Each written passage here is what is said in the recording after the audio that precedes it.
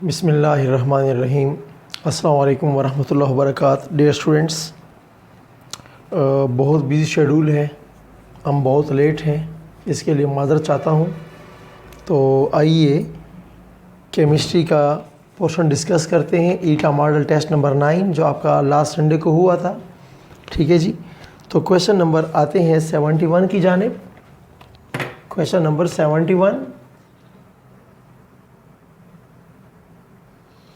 तो dear student, question था कि oxidation state of carbon in glucose can't be dash, कि कार्बन की ऑक्सीडेशन स्टेट कोई भी नहीं हो सकती ग्लूकोज के अंदर। -4 +4 -2, इनमें से कोई भी कार्बन की ऑक्सीडेशन स्टेट नहीं हो सकती। The right answer is option number D. Please students याद रखें, अगर आप ग्लूकोज का फार्मूला लिखते हैं C6H12O6, तो ऑक्सीजन -2 है, हाइड्रोजन +1 है, तो कार्बन की ऑक्सीडेशन स्टेट 0 बनती है जनाब। ठीक है जी। प्लीज़, कार्बन के लिए ऑप्शन नंबर ए, बी और सी पॉसिबल नहीं है, hence the right answer is all. ठीक है कि इनमें से कोई भी पॉसिबल नहीं है। Question number 72। The oxidation number of chlorine in barium chlorate is dash. Dear students, barium chlorate BaClO3 होल ट्वाइस होता है। ठीक है जी। तो बेरियम तो चूंकि +2 है, तो ClO3 क्या हो जाएगा? -1 होता है। ClO3 क्लोरेट आयन अगर -1 है तो ऑक्सीजन तो -2 होता है, तो क्लोरीन क्या होना चाहिए? +5 होना चाहिए, ताकि जवाब -1 आ जाए। ठीक है। तो 72 के लिए option number C is correct answer. Okay. Question number 73। The more positive the reduction potential, the more difficult it is to oxidize. Electrochemical series में एक एलिमेंट की या एक आयन की जितनी रिडक्शन पोटेंशियल ज़्यादा होगी, वो इतना जल्दी रिड्यूस हो सकता है, इतना आसानी से रिड्यूस हो सकता है, वो ऑक्सीडाइज बड़ी मुश्किल से होगा। Okay. The right answer is option number A. ठीक है कि रिडक्शन पोटेंशियल की जो वैल्यू होती है, it is inversely proportional to, it is inversely proportional to oxidation potential. ठीक है। आपस में वैल्यूज क्या होते हैं? इनवर्स होते हैं। तो जितनी रिडक्शन पोटेंशियल की वैल्यू बड़ी होगी, फिर ऑक्सीडेशन पोटेंशियल की वैल्यू के लिहाज से क्या होगा? वो इतनी छोटी हो जाएगी। इसलिए क्वेश्चन नंबर 73 का आंसर नंबर ए सही है। क्वेश्चन नंबर 74, यही बात दोबारा पूछ रहा हूँ। क्वेश्चन नंबर 74 में यही बात दोबारा पूछी जा रही है कि एक स्ट्रॉन्ग ऑक्सीडाइजिंग एजेंट अगर है, तो आपकी बुक में जो सीरीज़ गिवन है, वो स्ट्रॉन्ग ऑक्सीडाइजिंग एजेंट इतना नीचे होगा सीरीज़ के अंदर, और जितना सीरीज़ के अंदर नीचे होगा वैल्यू उसकी पॉजिटिव होगी और लार्ज वैल्यू होनी चाहिए। Okay. The right answer is option number B. A strong oxidizing agent will show large and positive value of electrode potential. Reduction potential series की बात हो रही है। ठीक है। क्वेश्चन नंबर 75 पे आ जाएं। Calculate the cell EMF if. Question number 75, cell EMF का बताइए। डियर स्टूडेंट्स, आपसे कहा गया है कि A+ है, वो जब 3 इलेक्ट्रॉन गेन करेगा तो उसकी जनाब ए बन जाएगा। उसके रिडक्शन पोटेंशियल की वैल्यू गिवन है 0.77 वोल्ट। ठीक है। फिर ये कहा गया है कि कोई B2 है, जब ये 2 इलेक्ट्रॉन गेन करेगा तो 2B-1 बन जाएगा, और इसके लिए ई रिडक्शन की जो वैल्यू है वो 0.24 वोल्ट है। डियर स्टूडेंट्स, ये वाली वैल्यू बड़ी है, ये वाली वैल्यू छोटी है, तो ठीक है, ये वाला बंदा एज ए कैथोड काम करेगा, तो ये वाला बंदा एज ए एनोड काम करेगा। तो रिडक्शन वाली वैल्यू को इन्वर्स कर दीजिए, तो ये क्या हो जाएगा? ये ई ऑक्सीडेशन वाली वैल्यू बन जाएगी -0.24। अब ऊपर और नीचे वाली वैल्यू को ऐड कर दीजिए। ज़ाहिर बात है नीचे वाली वैल्यू नेगेटिव की है, ऊपर वाली वैल्यू पॉजिटिव की है। तो 7 से 4 निकाल लें, 3 बच जाएगा। 7 से 2 निकाल लें तो 5 बच जाएगा, 0। ये नेगेटिव वाली वैल्यू छोटी थी, पॉजिटिव वाली वैल्यू बड़ी थी, तो +0.53 इज योर आंसर। तो क्वेश्चन नंबर 75 के लिए आंसर नंबर ए सही है। Question number 76 please. Aqueous solution of sugar is non conductor. क्यों नॉन कंडक्टर है? Because solvent can't dissolve it. No, solvent can dissolve it, solvent can't ionise it. Okay, can form hydrogen bond with it. जी हाँ, hydrogen bond बनाता है। Can not break its lattice. ये बात भी गलत है। देखिए जनाब, बेसिक रीज़न आपसे पूछी गई है कि रीज़न क्या है कि चीनी का जो सोल्यूशन होगा, चीनी का जो सोल्यूशन होगा वो करंट पास क्यों नहीं करता? क्योंकि उसके अंदर आयंस नहीं होते। ठीक है, तो इसमें डिसोल्यूशन वाली बात गलत है, हाइड्रोजन बॉन्डिंग वाली बात गलत है, लेटेस की ब्रेकडाउन वाली बात गलत है। The right answer is none. Question 76 के लिए आंसर नंबर डी सही है। She act as dash when connected with copper. Dear student, electrochemical series में हाइड्रोजन ऊपर है और कॉपर नीचे है। ऊपर वाला एनोड होता है, नीचे वाला कैथोड होगा। तो she act as a anode when connected with copper and gold act as dash when connected with she. Gold तो नीचे होता है, तो गोल्ड क्या होगा? गोल्ड कैथोड बन जाएगा। ठीक है, the right answer is option number A. Question number 77। Question number 77 का आंसर नंबर ए सही है। कौन सी बात याद रखोगे? जो जितना नीचे होगा वो कैथोड होगा, ऊपर वाला जो होगा वो एनोड हुआ करता है। ठीक है, in electroplating galvanisation of iron zinc act as dash. Dear students, electroplating में बात याद रखें। लेट सपोज ये मेरे पास आयरन है, आयरन के ऊपर मैंने कौन सी कवरिंग करनी है? आयरन के ऊपर मैंने जिंक की कवरिंग करनी है। इसको गैल्वेनाइजेशन बोलते हैं। तो जो आपका सब्जेक्ट है जिसको आप इलेक्ट्रोप्लेटिंग जिसके ऊपर कर रहे हो, यानी जिंक को ऊपर चढ़ाएंगे, ओवरलैप करेंगे जिंक को आयरन को कोरोजन से बचाने के लिए। तो डियर स्टूडेंट, आयरन को एज ए कैथोड होना चाहिए और जिंक को एज ए एनोड कारोबार करना चाहिए। ठीक है, तो 78 में इलेक्ट्रोप्लेटिंग के प्रोसेस में zinc act as a anode. तो 78 का आंसर नंबर ए सही है। Okay please. Question number 79। The wrong statement about lead storage battery is dash.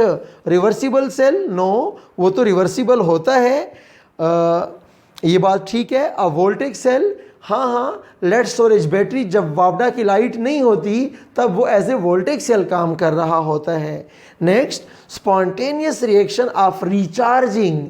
Recharging का रिएक्शन नॉन स्पॉन्टेनियस होता है। उस वक्त आपके lead storage battery act as a electrolytic cell, not as a voltage cell. Okay, answer number, तो वो कहते हैं कि रॉन्ग ऑप्शन कौन सा है? तो सी वाला ऑप्शन रॉन्ग है। ओके, जब रिचार्जिंग होती है उस वक्त रिएक्शन नॉन स्पॉन्टेनियस होगा, उस वक्त battery as a electrolytic cell काम करेगी। ठीक है, question number 80।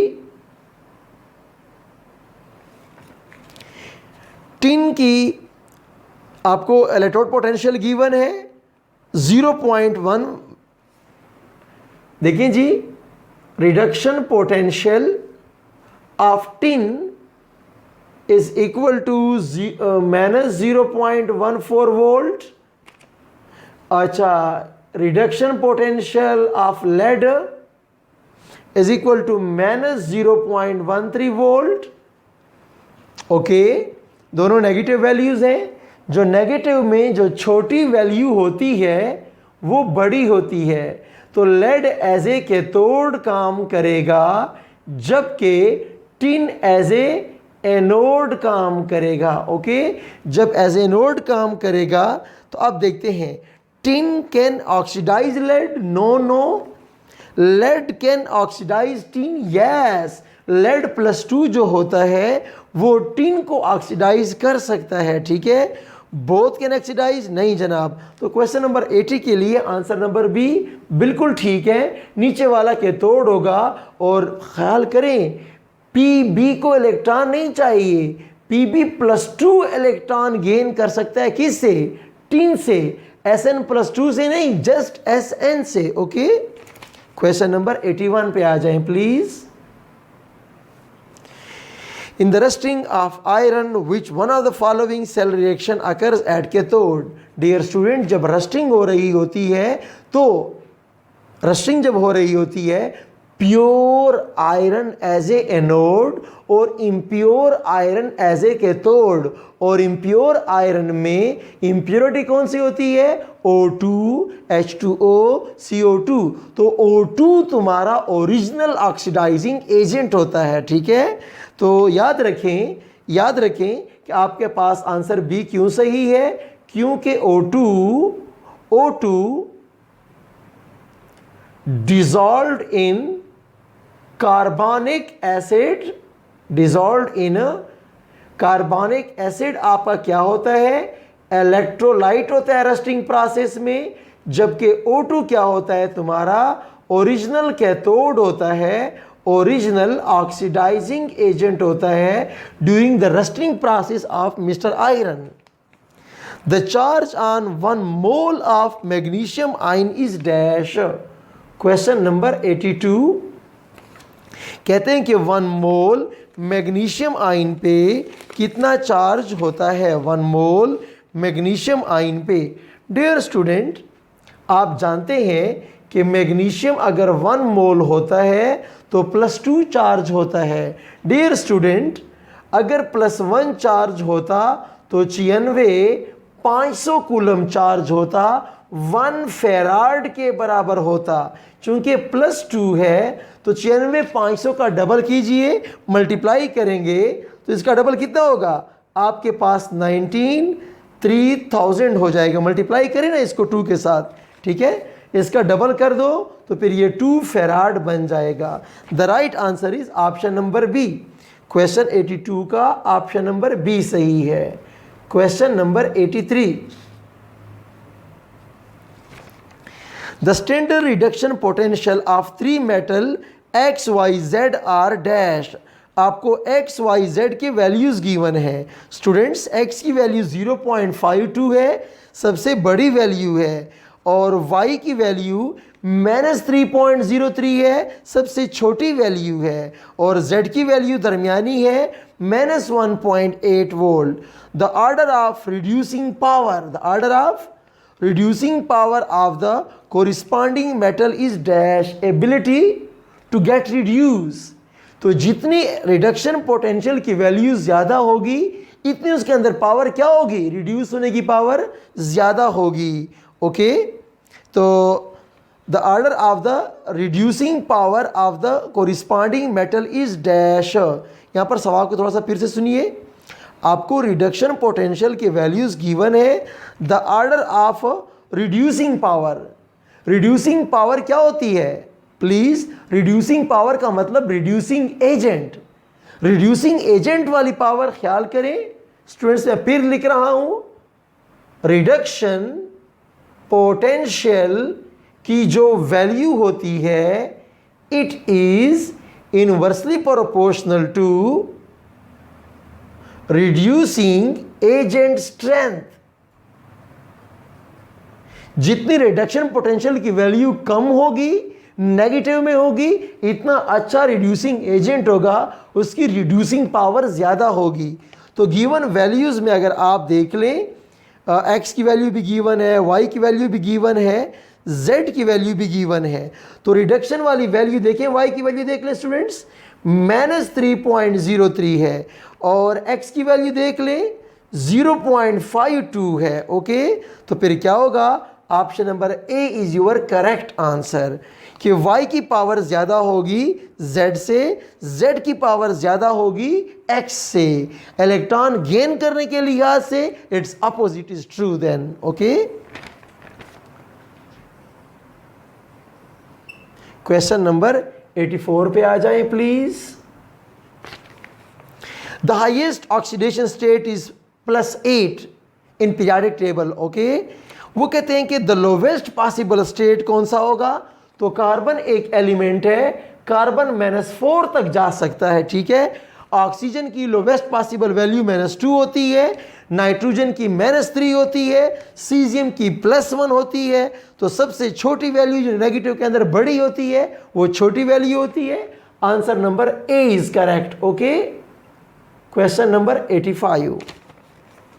In electrolytic cell how many farads are required to discharge 32.5 gram of zinc?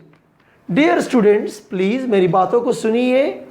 Zinc +2 को 2 इलेक्ट्रॉन चाहिए, फिर जिंक बन जाएगा। डन। तो 2 इलेक्ट्रॉन का मतलब 2 मोल इलेक्ट्रॉन का चार्ज कितना होता है? 2 फेराड होता है। 2 फेराड से 65 ग्राम जिंक आता है। क्वेश्चन में कहा गया है कि टू डिस्चार्ज 32.5, यानी इसको आपने हाफ किया है, डिवाइड बाई 2 किया है, तो इसको भी डिवाइड बाई 2 करें तो आंसर इज 1 फेराड। तो क्वेश्चन नंबर 85 के लिए आंसर नंबर ए सही है। Okay please, question number 86। Turning yellowish brown of A freshly cut Apple surface is dash of dash. जब सेब को आप काटते हैं तो क्या हो जाता है? वो फ्रेश कट पार्ट क्या होता है? येलोविश ब्राउन टाइप हो जाता है। वो आयरन +2 से आयरन +3 बन जाता है, फेरस से फेरिक बन जाता है, ठीक है। तो सुनिए कि क्या हुआ है। Apple surface is dash, apple surface is oxidation of ferric ion? No. Is reduction of ferric ion? No. Is oxidation of ferrous particle? Option number D सही है, ठीक है। ऑप्शन नंबर डी सही है कि वो फेरस से फेरिक बनता है, ऑक्सीडेशन का प्रोसेस हुआ है। Okay, when ion pass current, जब आयन करंट पास करते हैं, it is accompanied by a dash change. Dear student, जब आयन करंट पास करेगा, सोडियम आयन से सोडियम बन जाएगा, तो देखें आयन से न्यूट्रल बन जाता है, केमिकल तब्दीली वाक़या हो जाती है। तो केमिकल चेंज के साथ ऑलमोस्ट फिजिकल चेंज ज़रूर हुआ करती है। आइए देखते हैं क्वेश्चन नंबर 87। मैं तुम्हें जस्ट एक सिंगल एग्जांपल दूंगा। डियर स्टूडेंट, सोडियम आयन है +1, ये इनर्ट है, ये रिएक्शन करता नहीं है, वेरी स्टेबल है। लेकिन जब सोडियम, ये क्या होता है? ये गैशियस आयन होता है। जब सोडियम इलेक्ट्रॉन गेन कर लेगा तो सोडियम सॉलिड हो गया है। ये वेरी वेरी रिएक्टिव है, ये इनर्ट है, ये गैस है, ये सॉलिड है, या मे बी कि ये एक्वस हो जाए और ये सॉलिड हो। तो केमिकल चेंज भी वाक़या होती है, फिजिकल चेंज भी वाक़या होती है during electrolysis. Okay, the correct answer is for question number 87, the correct answer is option number C. Question number 88 पे आ जाए please. The net reaction of chlorine, net reaction, मैंने स्टेप नहीं पूछा, नेट रिएक्शन पूछा। डियर स्टूडेंट्स, क्लोरीन और water का जब रिएक्शन होता है तो 2Cl2 ले लीजिए प्लीज, इसको ज़रा नीचे लिखता हूँ मैं। 2Cl2 + 2H2O will give me 4HCl + O2। इसको अगर आप ऐसे लिख लें फिर आपको और भी आसानी होगी। 2H2O, तो 2s are 4 हाइड्रोजन और 4 क्लोरीन, 4HCl बनेंगे। O2, क्लोरीन 0 था, क्लोरीन -1 हो गया है, ठीक है। तो क्लोरीन क्या हो गया है? रिड्यूस हो गया है, रिडक्शन वाक़या हुई है। तो ऑप्शन नंबर ए सही है। सही है जनाब। अगर इंडिविजुअल स्टेप की, मैं पहले स्टेप की बात करता और वो HCl और हाइपोक्लोरिक एसिड बनता, तो फिर आप क्या कहते हैं कि रिडॉक्स प्रोसेस है, डिस्प्रोपोर्शनेशन रिएक्शन है, क्लोरीन ऑक्सीडाइज भी हुआ है, क्लोरीन रिड्यूस भी हुआ है। डियर स्टूडेंट, मैंने नेट रिएक्शन की बात की थी, इंडिविजुअल स्टेप की बात नहीं की थी। प्लीज अब सवाल पूछा जा रहा है क्वेश्चन नंबर 89 के अंदर। वो कहते हैं कि प्लीज थायोसल्फ्यूरिक एसिड H2S2O3 में सल्फर की ऑक्सीडेशन स्टेट बताएं। तो डियर स्टूडेंट, हाइड्रोजन तो +1 होता है, ऑक्सीजन -2 होता है। 3 दूने 6, -6 आ गया, 2 1s are 2। जवाब 0 कैसे आएगा? जवाब +4 आना चाहिए, लेकिन S2 लिखा हुआ है तो ऊपर आप 2 लिखें तो 2s are 4 हो जाएगा। +2 is the correct answer. Option number C सही है क्वेश्चन नंबर 89 के लिए। क्वेश्चन नंबर 90 पे तशरीफ ले आइए प्लीज।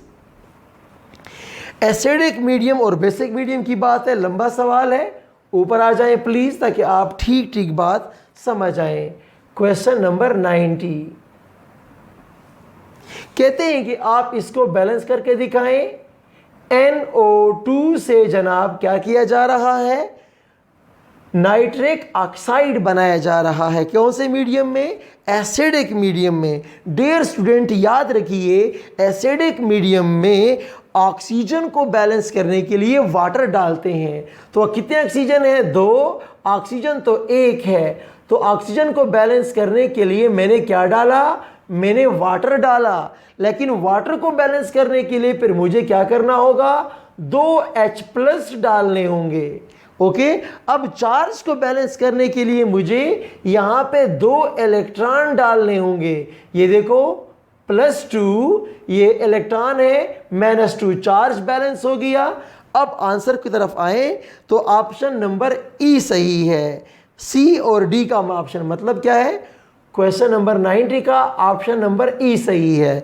ऑप्शन ई कहता है कि add H2O on product side, जी हाँ, and 2H+ on reacted side, जी हाँ, add 2 electron on reactant side, जी हाँ। तो इक्वेशन क्या हो गई है? बैलेंस हो गई है। क्वेश्चन नंबर 91 पे है, तशरीफ लाएं please. How will you balance half equation in basic medium? Dear students, ये एक आयोडेट आयन है, इससे आयोडाइड आयन बनाया गया है। ये कौन सा रिएक्शन है? बेसिक मीडियम के अंदर है। डियर स्टूडेंट, बेसिक मीडियम में क्या करूंगा?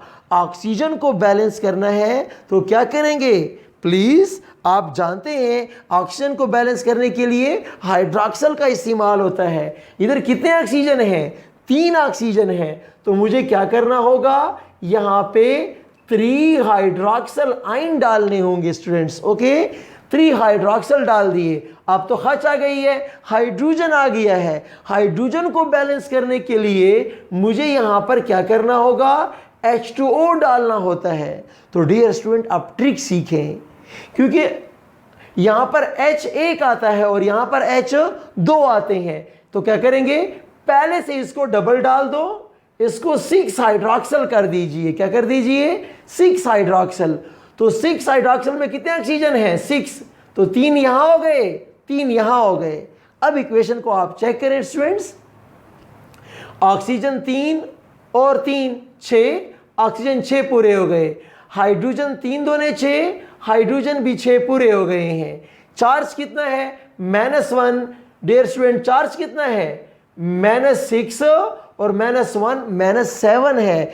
इस चार्ज को बैलेंस करने के लिए यहाँ पे 6 इलेक्ट्रॉन भी मौजूद होने चाहिए, ताकि -1 और -6 -7 बैलेंस हो जाएंगे। ठीक है, तो कैसे बैलेंस करेंगे? क्वेश्चन नंबर 91 में हम आते हैं। हाँ जी, कहते हैं कि ऑप्शन ए और सी को कंबाइन करें। ऑप्शन ए और सी को कंबाइन करें। ऑप्शन ए में कहा गया था कि 6 hydroxyl ion on the reactant side डाल दीजिए। एक minute, on the reactant side नहीं जनाब, वो तो ऑन द प्रोडक्ट साइड है, गलत है। फिर देखें Add 3H2O on the reactant side, जी हाँ, and 6 hydroxyl ion on the product side, जी हाँ. Add 6 electron on the reactant side. तो B और C ऑप्शन को ऐड कर लीजिए, ठीक है. क्वेश्चन 1 के लिए B एंड C. तो क्वेश्चन नंबर 91 का B एंड C के लिए E ऑप्शन सही है. ओके, वो जो लिखा हुआ है ना कि both B and C, both B and C को कंबाइन कर लीजिए. क्वेश्चन नंबर 92 पे आ जाएं आप. Which one will do act as best oxidizing agent? कौन से वाला अच्छा ऑक्सीडाइजिंग एजेंट होगा? जितना नीचे होगा इतना अच्छा ऑक्सीडाइजिंग एजेंट होगा. तो अगर आपने वो सीरीज याद की है तो प्लम बम सबसे नीचे वाक़या है. ओके, क्वेश्चन नंबर 92 के लिए ऑप्शन नंबर डी सही है. क्वेश्चन नंबर 93 में तशरीफ ले आए. एसिडिक मीडियम में पोटाशियम डाइक्रोमेट से क्या बनता है? K2Cr2O7 से Cr2SO4 होल थ्राइस बनता है, ठीक है. KMnO4 से मैंगानीज सल्फेट बनता है. तो +7 से +2 बनता है, +6 से +3 बनता है. ओके, तो क्वेश्चन नंबर 93 के लिए आंसर नंबर बी सही है. ओके, कि क्रोमियम क्या हुआ? +6 से +3 बनता है, मैंगानीज +7 से +2 यानी +3 and +2 are your correct answer. ठीक है जी.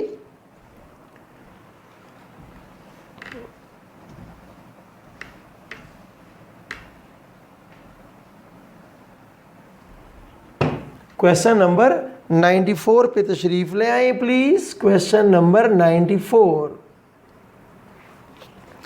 Consider dynamic equilibrium of zinc electrode with zinc ions in a zinc chloride solution if some protons are added. Students, वो कहते हैं कि जिंक इलेक्ट्रोड को आपने डिप किया हुआ है जिंक क्लोराइड वाले सिस्टम में. यहाँ डायनामिक इक्विलिब्रियम था. इस इक्विलिब्रियम में वो कहता है कि हम H+ डालते हैं. डियर स्टूडेंट, जिंक ऊपर होता है, हाइड्रोजन नीचे होता है, तो क्या होगा? H+ तो इलेक्ट्रॉन गेन करेगा. तो जिंक +2 इलेक्ट्रॉन, ये इलेक्ट्रॉन जाएंगे तो क्या होगा? जिंक में ऑक्सीडेशन वाक़या होगी और H+ क्या होता चला जाएगा? रिड्यूस होता चला जाएगा. ठीक है, तो क्या होगा? If some protons are added, what will happen to the said equilibrium? This equilibrium में क्या होगा? जिंक से जिंक +2 बनेगा, फॉरवर्ड रिएक्शन होगा, ऑक्सीडेशन वाला कारोबार शुरू हो जाएगा. ठीक है, तो क्वेश्चन नंबर 94 के लिए answer number C is correct. Okay, question number 95 पे तशरीफ ले आए. Redox reaction will take place if. Redox reaction वाक़या होगी अगर कैल्शियम रॉड को डिप कर दें सोडियम में. ठीक है, क्या कर दें? रिडॉक्स रिएक्शन वाक़या होगी इफ कैल्शियम रॉड को डिप कर दें मोल्टन सोडियम में. नहीं जनाब, ऐसा रिडॉक्स प्रोसेस क्यों नहीं होता? कैल्शियम इलेक्ट्रॉन देने को रेडी है लेकिन सोडियम इलेक्ट्रॉन लेने को रेडी क्यों नहीं है? सोडियम भी न्यूट्रल है, कैल्शियम भी न्यूट्रल है, रिडॉक्स रिएक्शन नहीं होगा. ठीक है, नेक्स्ट पॉइंट सुनिए. एल्यूमिनियम +3 को मैंगानीज में आप डिप कर रहे हैं. एल्यूमिनियम +3 तो इलेक्ट्रॉन मजीद लॉस कर नहीं सकता, तो रिडॉक्स प्रोसेस नहीं होगा. Lead rod is dipped in mercury. नहीं जनाब, मरकरी न्यूट्रल है, इलेक्ट्रॉन कैसे लेगी? पॉसिबल नहीं है. तो क्वेश्चन का आंसर होना चाहिए था कि none of these is correct. Okay, question 95 में ऑप्शन लिखा हुआ है ना वो ऑल ऑफ दीज वाला, तो इस क्वेश्चन में थोड़ी सी गलती है, माजरत चाहता हूँ. ठीक है, क्वेश्चन नंबर 95 के लिए हमने सबको मार्क्स दिए हैं. इसका डी ऑप्शन होना चाहिए था नन ऑफ दीज, बट गलती से क्वेश्चन में ऑल ऑफ दीज गिवन है. ठीक है, तो इसीलिए 95 के लिए, ठीक है, all students were given full marks.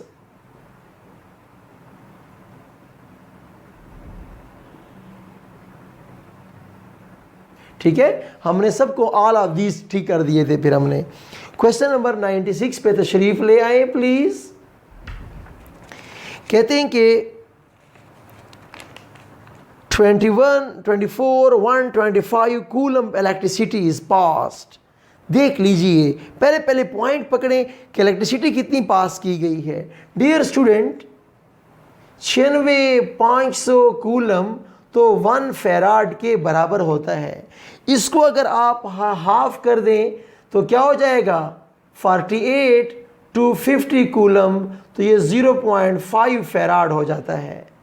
इसको फिर आप हाफ कीजिए तो 125 कूलम तो 0.25 फेराड होता है। तो कहता है कि अगर हमने 0.25 फेराड या अगर हमने इतनी इलेक्ट्रिसिटी पास की है from the molten form of salt XY to get 3 gram of divalent cations, 3 gram of divalent cations. Dear student, divalent cation कौन से वाला होगा, अभी चेक करते हैं। डियर स्टूडेंट, जिंक 65 ग्राम होता है, जिंक 65 ग्राम होता है, जिंक +2, ठीक है। अगर इसको मैं कितना कर दूं, 0.25 फेराड दूं, तो 65 को भी आप 4 पे डिवाइड करें, 4 1s are 4, 4 1s are 4, कितना बचेगा 225, 4 6 are 24, 16 ग्राम आना चाहिए। सवाल में कहा गया था कि 3 ग्राम बनेगा, option A is wrong. Calcium का कितना होता है, कैल्शियम +2 के लिए 40 ग्राम होता है। ओके, अगर 0.25 फेराड है तो डिवाइड बाई 4 करने से तो 10 ग्राम आता है, ये भी गलत है। मैग्नीशियम पे आ जाएं, मैग्नीशियम +2 अगर डिपॉजिट होगा तो 24 ग्राम आता है। डियर स्टूडेंट्स, आपने 0.25 फेराड 4 पे डिवाइड किया है, किस पे डिवाइड किया आपने, एक सेकेंड, 96,500 को आपने 2 पे डिवाइड किया, ये बना, फिर 2 पे डिवाइड किया, ये बना, तो आपने किस पे डिवाइड किया है, आपने 4 पे डिवाइड किया है। जब इसको आपने 4 पे डिवाइड किया तो आंसर क्या हो जाएगा, 6 ग्राम। अब एक बात और आखिरी बची है कि देखिए डियर स्टूडेंट, ये +2 था, कितना था, +2 था, तो फिर तो 16 ग्राम से 8 ग्राम डिपॉजिट होना चाहिए था। ये +2 था तो फिर तो 10 ग्राम की बजाय 5 ग्राम डिपॉजिट होना चाहिए था। ये +2 है तो फिर 6 ग्राम से 3 ग्राम डिपॉजिट होना चाहिए था। तो क्वेश्चन के मुताबिक 3 gram is your correct answer. ठीक है, सवाल थोड़ा मुश्किल था, घबराएं नहीं। 96 हो गया है, 97 पे चलते हैं प्लीज़।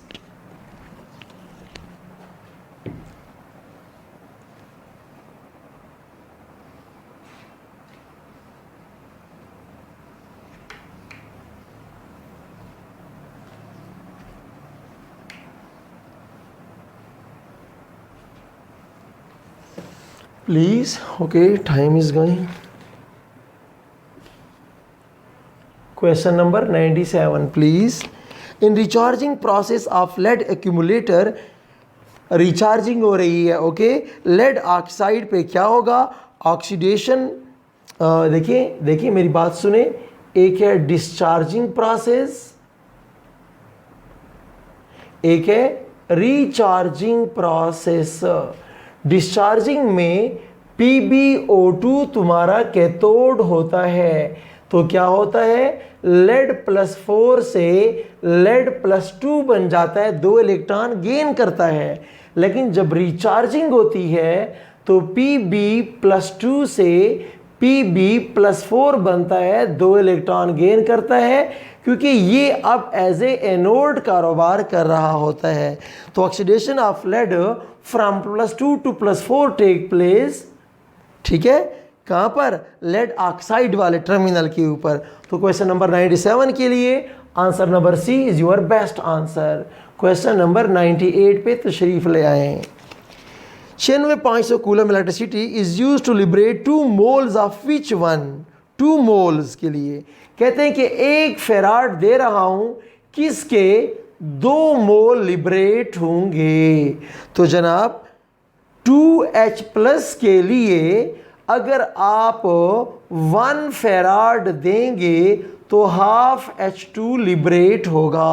ओके, जिंक +2 को अब अगर आप 1 फेराड देंगे तो half mole of zinc liberate होगा।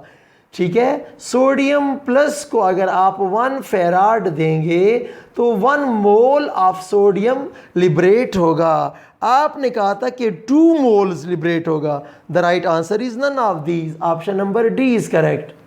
टेक्निकल सवाल थे, डरे मरे नहीं, सीखें, मैक्सिमम फोकस करें। Fuel of fuel cell can't be dash. कहते हैं कि वो फ्यूल सेल में आपके पास एनोड क्या हो सकता है? गैस भी होता है, लिक्विड भी होता है, सॉलिड भी होता है, सॉल्यूशन भी होता है, बट सवाल में कहा गया था can't be dash. The right answer is option number A. Okay, question number 100 पे तशरीफ ले आए। Rusted iron can be treated by H3PO4 phosphoric acid because phosphoric acid is reducing agent. It reduces your rusted iron. Okay, the right answer is number C, because H3PO4 is a reducing agent. Okay, तो please जो सवाल आपके गलत थे उनको सीखें, डरे नहीं, नर्वस ना हो, मेंटली स्ट्रांग रहना जीत के लिए बहुत ज़रूरी है। Okay, good luck to you.